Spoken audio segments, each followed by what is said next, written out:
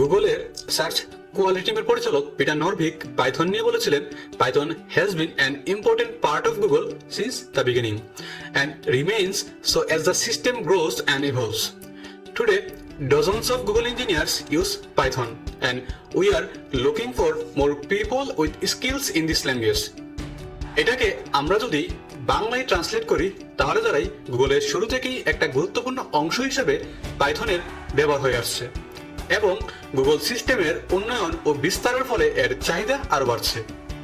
বর্তমানে গুগলের ডজনখানেক engineer Python ব্যবহার করেন এবং এই ভাষায় দক্ষ লোকদের আমরা খুঁজছি। কিন্তু পিটার নরভিক এটা বলেছিলেন 2006 সালের আশেপাশে, এখন 2024 সাল।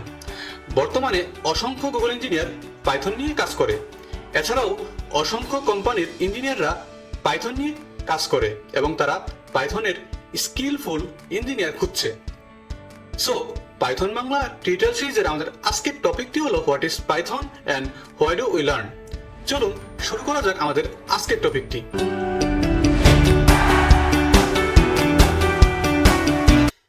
Hello programmers, welcome to the rising programmers. আমি সাদাত হোসেন আছি আপনাদের সাথে। আমাদের আজকের টপিকটি শুরু করার আগে আমি একটা বিষয় নিয়ে আপনাদের সাথে ডিসকাস করতে চাই। অ্যাকচুয়ালি আমরা যখন কোনো একটা ল্যাঙ্গুয়েজ শিখবো, এটা কেন শিখবো, এটার পিছনে আমাদের একটা স্ট্রং মোটিভেশন থাকা উচিত। যেমন এই ল্যাঙ্গুয়েজটা শিখে আমরা কি কি করতে পারবো বা কোন কোন ফিল্ডে কাজ করতে পারবো। আমরা কি ওয়েব অ্যাপে কাজ করতে পারবো বা মেশিন লার্নিং বা আর্টিফিশিয়াল ইন্টেলিজেন্সে কাজ করতে পারবো।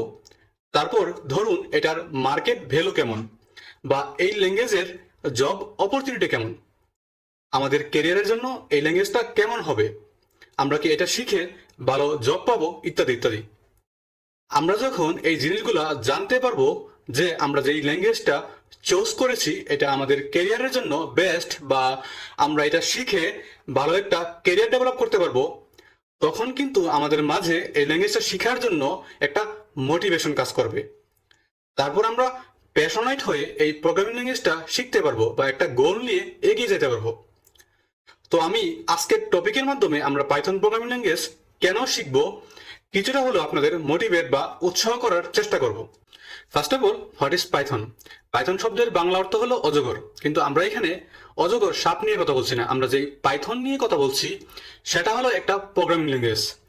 প্রখ্যাত ডাচ প্রোগ্রামার গুইডেভেন 1991 সালে পাইথনের সর্বপ্রথম ভার্সন প্রকাশ করেছিলেন এবং উনি কিন্তু পাইথনের নামকরণ অজগর সাপের নামে করেননি।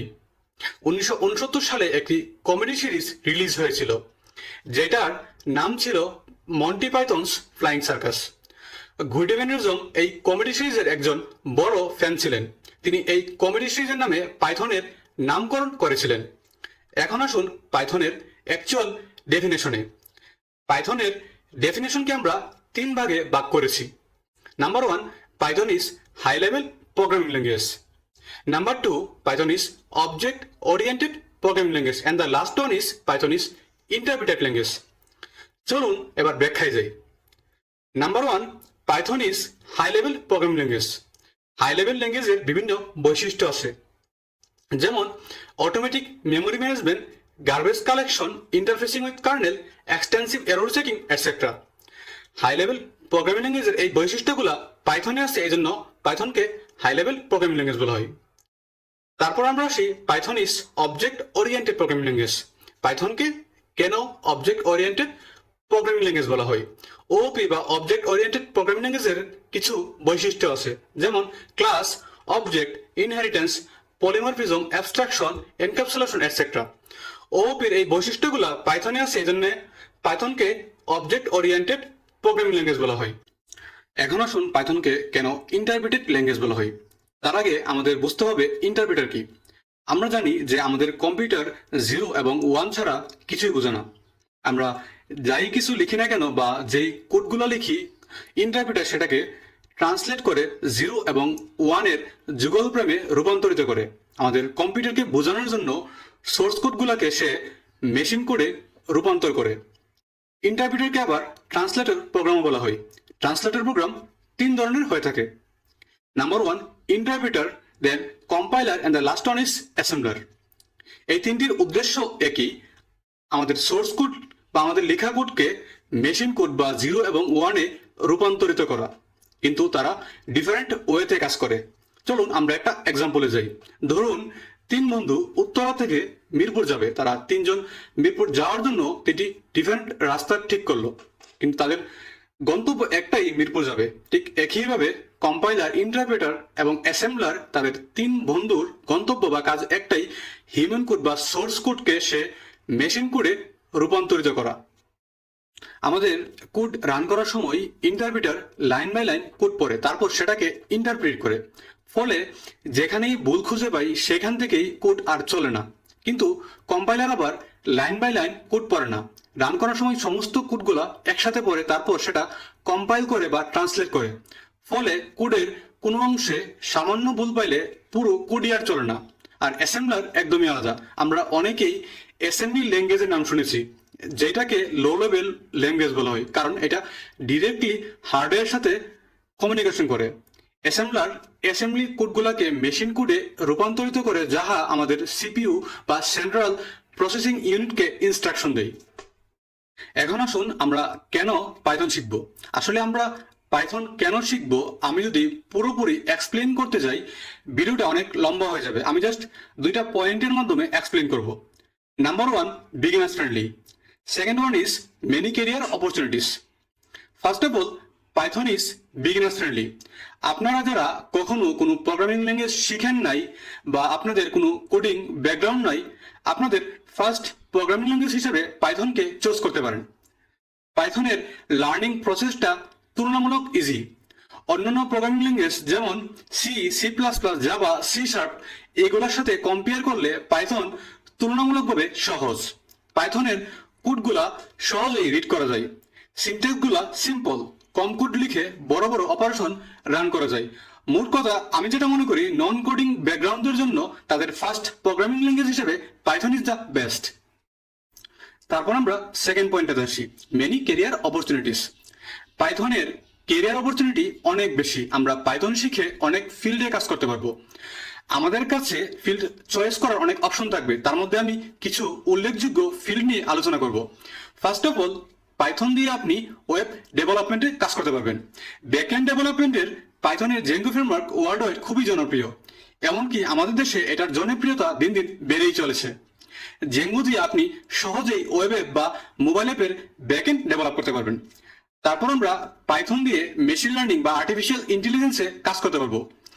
বিগত কিছু বছর ধরে মেশিন লার্নিং বা আর্টিফিশিয়াল ইন্টেলিজেন্স সবার কাছে হট টপিক হয়ে দাঁড়িয়েছে। আমরা অনেকেই চ্যাট জিপিটির নাম শুনেছি, এমনকি আমরা এটা দৈনন্দিন কাজে ইউজও করতেছি। এই চ্যাট জিপিটি হলো আর্টিফিশিয়াল ইন্টেলিজেন্স বা মেশিন লার্নিং এর খুবই জনপ্রিয় ইনভেনশন। বলা চলে পাইথন হলো এআই বা মেশিন লার্নিং এর কোর ল্যাঙ্গুয়েজ বা ফার্স্ট চয়েস। এছাড়াও আমরা পাইথন দিয়ে ডিপ লার্নিং বা ডাটা সায়েন্সে কাজ করতে পারবো। তারপর আমরা পাইথন দিয়ে ব্লকচেন ডেভেলপমেন্টে কাজ করতে পারবো। আমরা অনেকেই ক্রিপ্টোকারেন্সি এর নাম শুনেছি, যেমন বিটকয়েন। তো এই বিটকয়েন বা ক্রিপ্টোকারেন্সি ব্লকচেন টেকনোলজি ইউজ করেই ডেভেলপ করা হয়েছে। তারপর আমরা পাইথন দিয়ে গেম ডেভেলপমেন্টে কাজ করতে পারবো। তারপর আমরা ইথিক্যাল হ্যাকিং নিয়ে কাজ করতে পারবো। আমরা পাইথন দিয়ে সফটওয়্যার টেস্টিং করতে পারবো, ডেস্কটপ অ্যাপ্লিকেশন বানাতে পারবো। তারপর আমরা পাইথন দিয়ে ওয়েব স্ক্রিপ্টিং এ কাজ করতে পারবো। পাইথন দিয়ে এমবেডেড সফটওয়্যার ডেভেলপ করতে পারবো। এমনকি সাইবার সিকিউরিটিতেও পাইথন ইউজ করা হয়। এছাড়াও আরো অনেক অনেক ফিল্ডে পাইথনের ব্যবহার হচ্ছে। এখন আসুন কোন কোন কোম্পানিগুলা পাইথন ব্যবহার করছে। আমি জাস্ট কয়েকটা বড় কোম্পানির নাম বলতেছি। Number 1, Netflix.